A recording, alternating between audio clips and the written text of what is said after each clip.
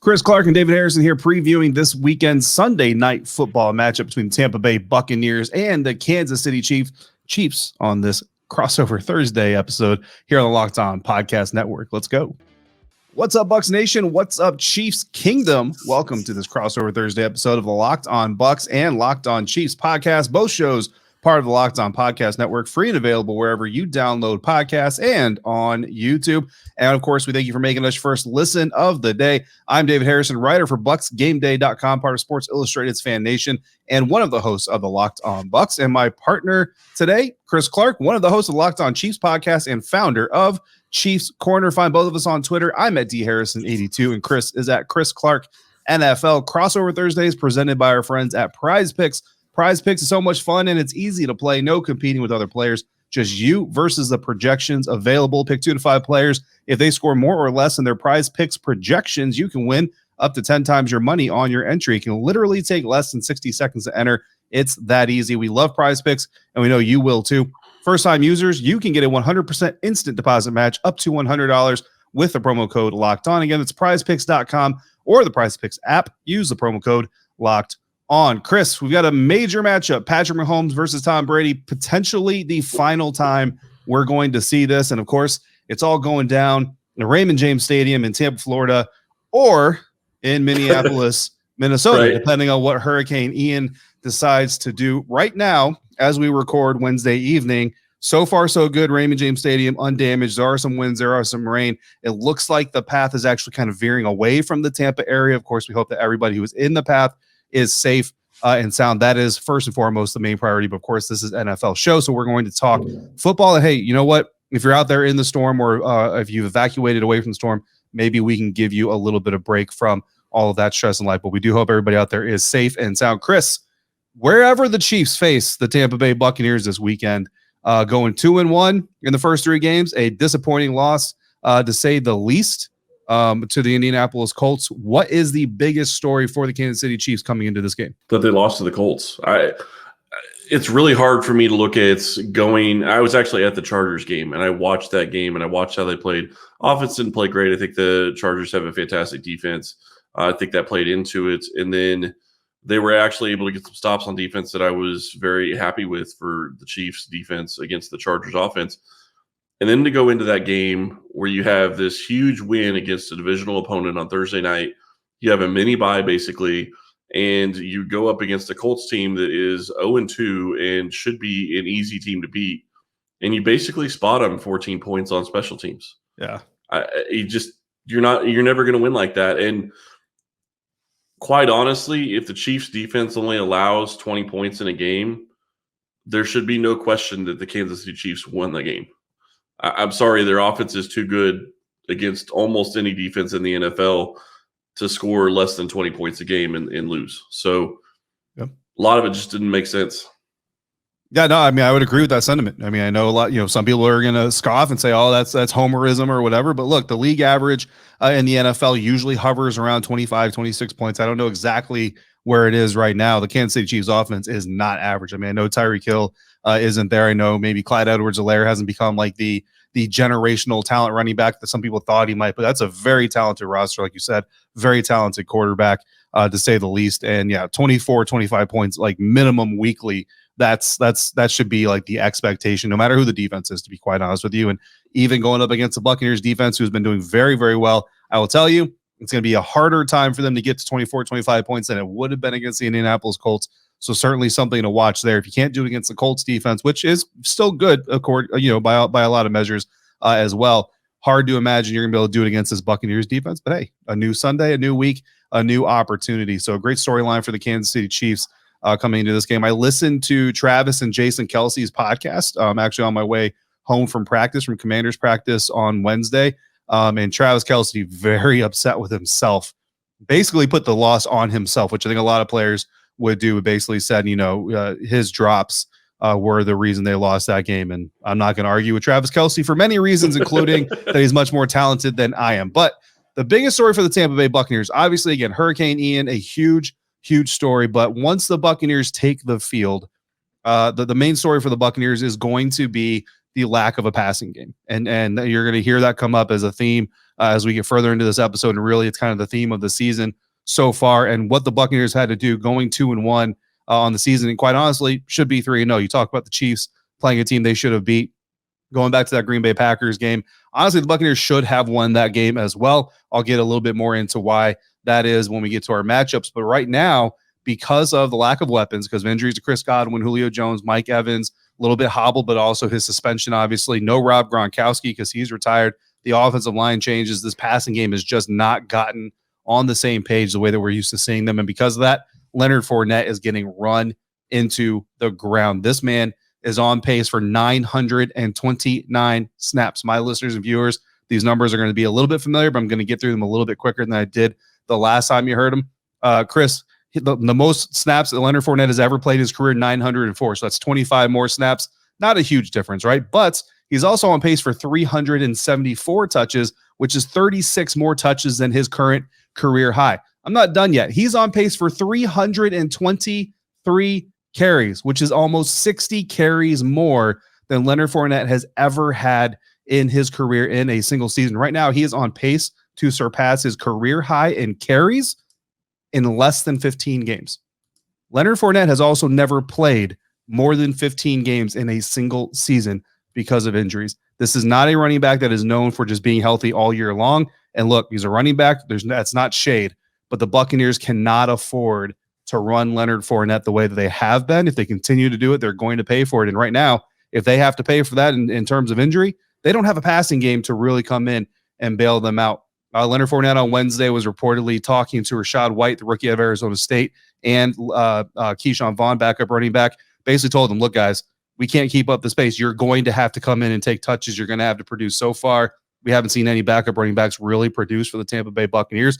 So if you're the Kansas City Chiefs, if you stop Leonard Fournette right now with this Buccaneers offense, you may stop their offense altogether, force that rookie and that third-year running back that really hasn't proven himself completely onto the field a little bit more, and that's going to be your chance to keep their score low while you may struggle to hit 24, 25 points yourself.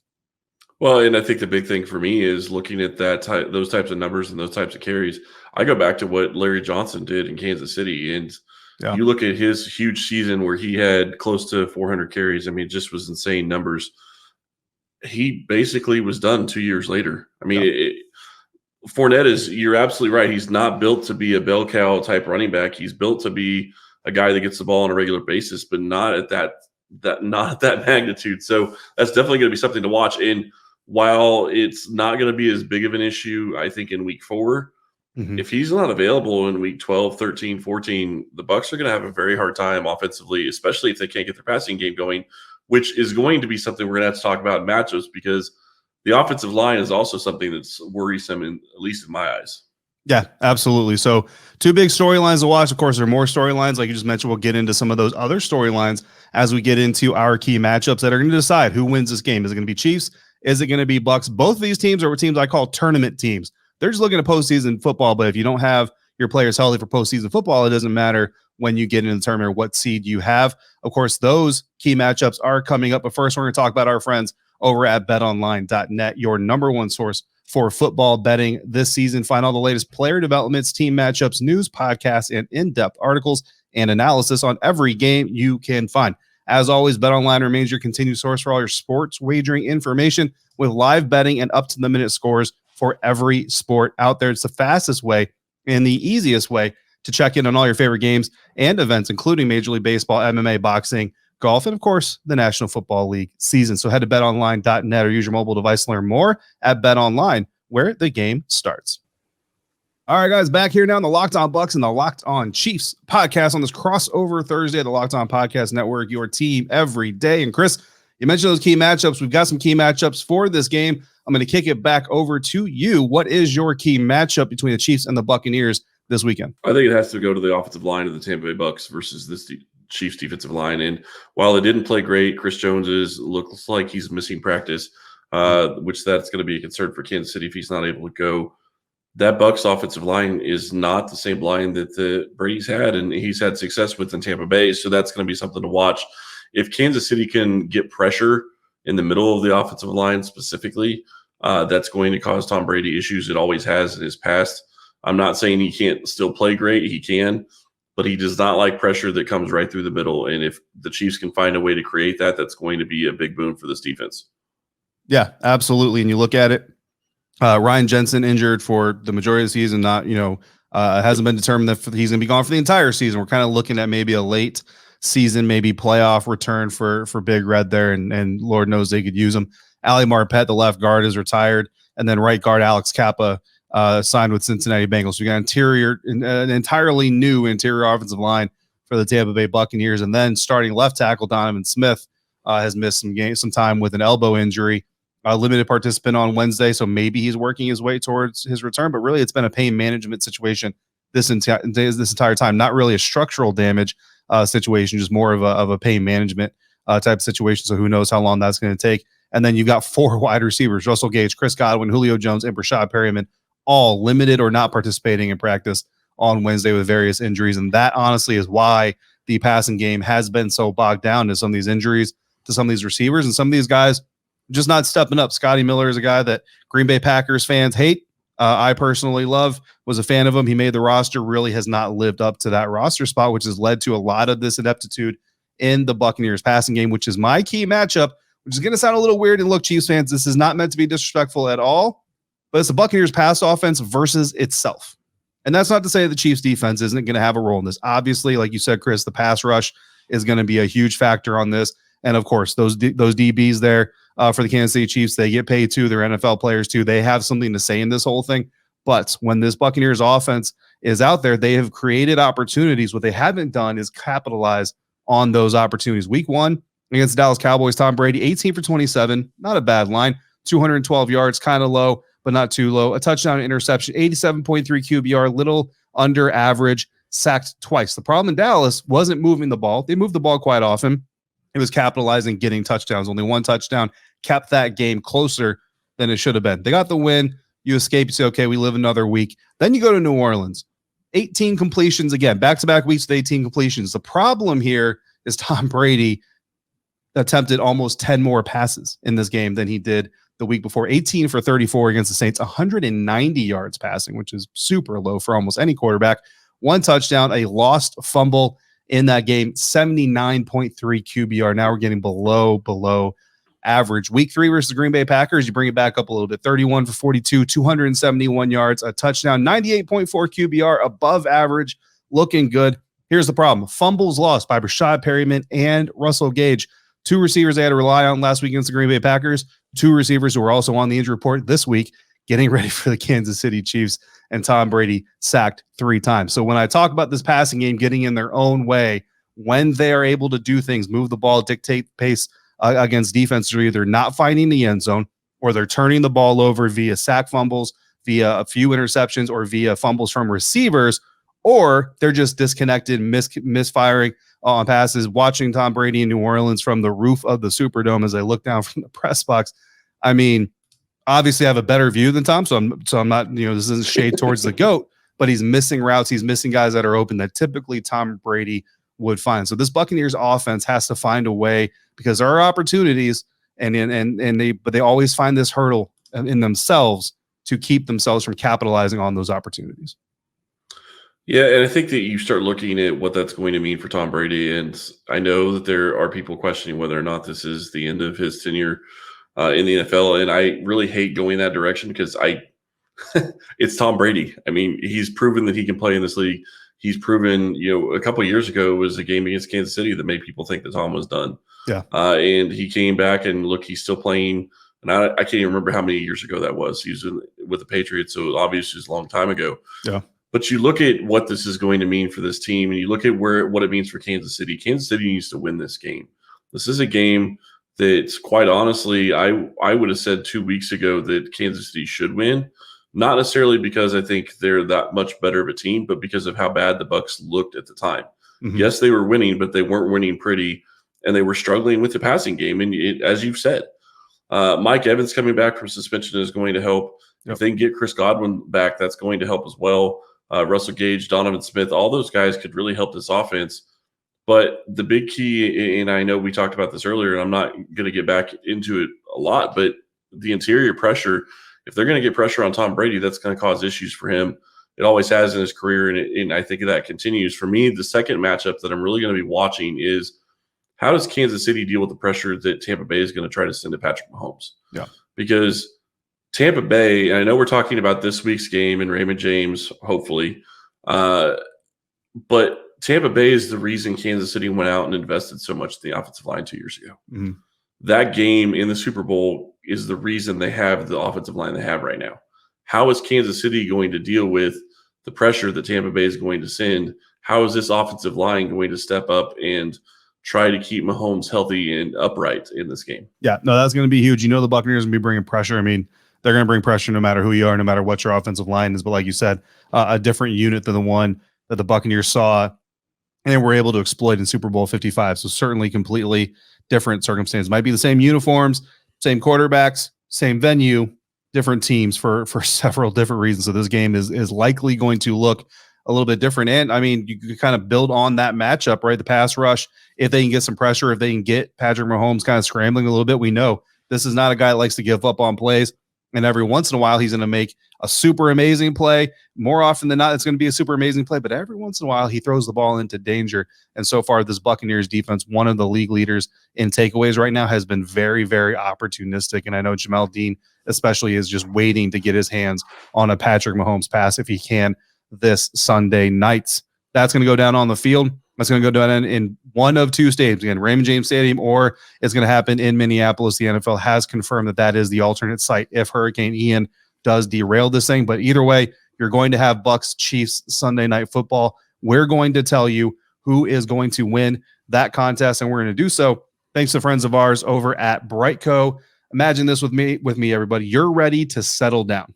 Not only are you ready to settle down, but you found the perfect woman to do it with. She loves the same sport you do. She even loves the same team you do. And she hates the same team that you hate. It's perfect. And the best place to pop the question to your soulmate is at Yankees Stadium while they're beating the Red Sox. I mean, it couldn't be more perfect, right? But then you drop the ring.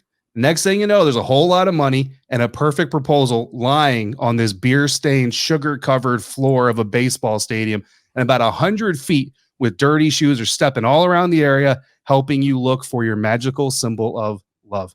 That's what happened to one love-struck groom-to-be. And fortunately, the fans around him helped him find the ring and gave it back to him. Really classy move out there in New York City, but it could have gone much, much worse. Not only could the proposal have been botched, but all that money could have disappeared along with his perfect plan. But our friends at BriteCo Jewelry Insurance can help protect you from one of those potential pitfalls with jewelry insurance to make sure you get a replacement for the full value of that ring if something happens to it. No matter what, if it's lost, stolen by a jealous Red Sox fan, or you just misplaced it and don't know where it went, go to brite.co/locked-on to find the easiest, fastest, and cheapest way to cover your butt with the best jewelry insurance in the business. For $5 a month, BriteCo can't keep you from going viral for the wrong reasons, but they can give you totally comprehensive coverage that's super affordable. Again, that website is brite.co/locked-on.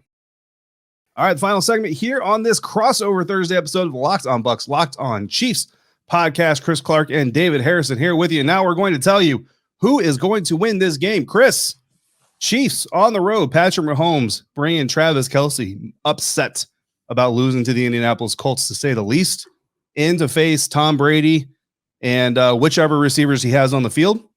8:20 p.m. Eastern time, Sunday Night Football, where we're going to wait all weekend for it. Who wins and by what score? I know people are going to say I'm being a homer here. I think Kansas City wins. I think that they got embarrassed on Sunday, and I don't think that they're going to take that lightly.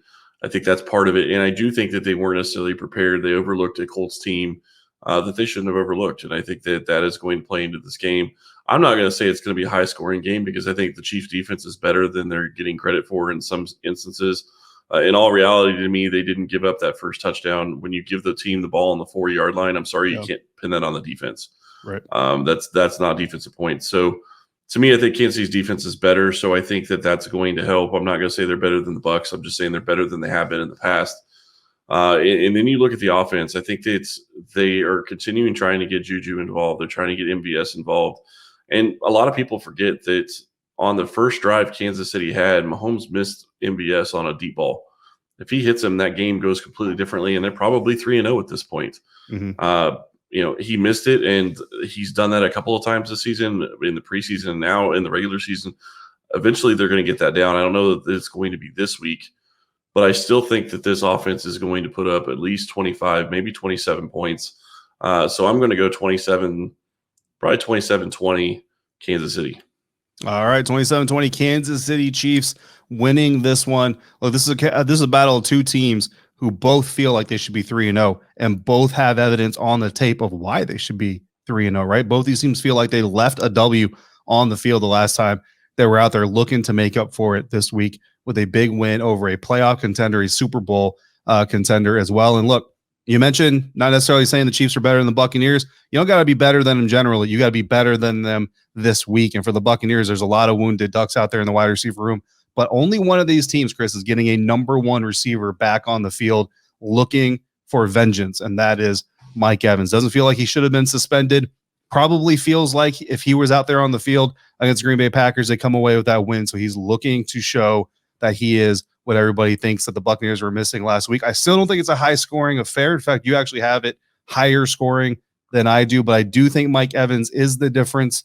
The Buccaneers cover the spread because, you almost kind of have to in a 1-point spread, right? Buccaneers 24, Chiefs 21. I think both offenses get going a little bit, but the defense is kind of story. But look, to your point, honestly, when we're talking about this game, there is one unit outside the special teams because let's be honest, unless you have Devin Hester, nobody's really talking about the special teams, right? But nobody's really talking about the Chiefs' defense as being the catalyst for why one of these teams is going to win this game. So, hey, maybe those guys are sitting in the locker room and say, hey, guys, we play football too, and we're going to come show you why we're impactful. But either way, we have both of these teams. Basically, if you want to bet Chiefs, you can take them against the spread. If you want to bet Bucks, you can take them with the points. That's what we think is going to happen. So recapping this crossover Thursday episode, for me, the biggest story in this game has to be the overusage of Leonard Fournette so far this season and whether or not that's going to continue. And if it's not going to continue, how those backup running backs are going to do. And then the Buccaneers passing offense getting in the way of itself. When they do move the ball, they don't score. When they don't score, sometimes they don't even move the ball. And then the receivers, when they do get great passes from Tom Brady, they're leaving them on the field for the other team. And Chris, I've got the Buccaneers 3-point win, 24-21 over the Chiefs. Yeah, and my big story is still Kansas City lost to the Colts, and I think them overlooking a great scenario of being 3-0 to this point. I would have taken 2-1 if they would have lost the Chargers, but to the Colts, it just doesn't really fit. And honestly, my biggest takeaway in matchup in this game is going to be the offensive line of Tampa Bay versus the Kansas City defensive line. If Kansas City can create any kind of pressure, that's really going to help their defense. And I agree with you. I think that Mike Evans is going to be out there looking for vengeance. I completely agree that I think he could be a big part of this game plan. But if you're Kansas City, you have to know that going in, and you have to have a plan for it. Now, whether or not you can make that plan successful is going to be another story, and I think that's going to be a great storyline in this game. And again, yeah, I have the Chiefs 27, the Buccaneers 20.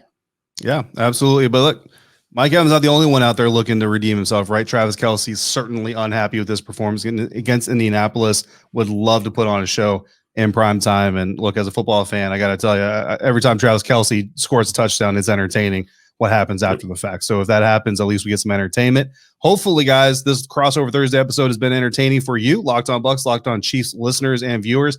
Now make your second listener view the Peacock and Williamson NFL show. Brian Peacock and former NFL scout Matt Williamson give you the expert analysis in less than 30 minutes, free and available wherever you get podcasts. Come back tomorrow.